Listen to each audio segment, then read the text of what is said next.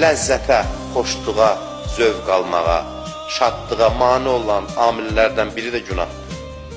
Günahın bir təsiri də budur ki, qəlbi öldürür. Ruh öləndə lazımsız olur.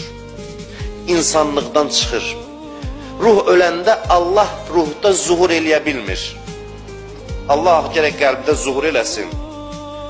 Allah həydir, diridir. Ölü qəlbdə zuhur eləyə bilmir. Biz öz zərərimizə iş görürük, Allah narahat olur. Biz öz xeyrimizə iş görürük, Allah şad olur. Allahı belə tanıtdırmamışıq biz. Allahı belə tanıtdırmamışıq. Allah hey günah mövzusuna həsr edib özünü. Allahın işi, gücü, dərdi, səri bizim günah eləməməyimizdir. Niyə? Çünki günah bizə zərbə vurur. Allah özünü öldürür ki, sən günah eləmə. Nə vardı ki, deyəsən bu şey zərərli də eləmə, bu şey xeyirli də eləmə. Nə vardı ki, bunu deməklə eləsin?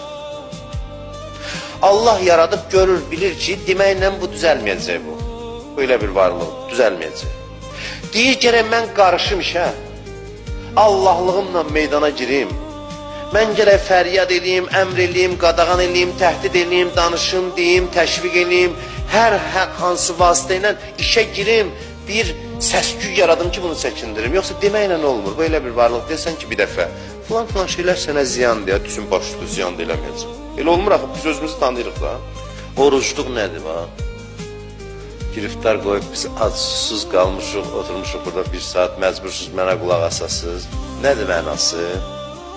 Yəni bir ay günah eləməyə heç olmasa, bir ayda minimum zəruri ehtiyaclarımızdan, yemək kimi ibtidai ehtiyacımızdan imtina eləyək.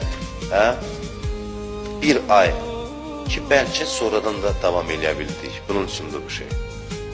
İnsana deməklə düzəlmir. İnsanın öz xeyrinə çatması üçün Allah din göndərir. Əmrlər, qadağalar, olar, olmaz, günah elədim, mənə üsyan elədim, filan. Bunlar hamısı Allahın sevgisinin təzahürüdür.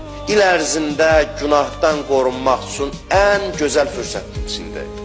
O adamlar ki, günah elədilər, pis iş gördülər, günahları təkrar elədilər, onların aqibəti gəldi belə oldu ki, onlar Allahı tanıdılar və Allahın ayələrini ələ saldılar. Deməli, bunlar əvvəldən inanırdılar. Allah göstərməsin, adam görür ki, dünən müqəddəs bildiyi şeyi bugün ələ salır. Mən görmüşəm. Xanım Zeynəb bunu Yezdin məclisində oxudu bu surəni, bu ayəni. Dedi ki, pis iş görənlərin aqibəti axırda bununla nəticələnir ki, Allahın ayələrini inkar edirlər.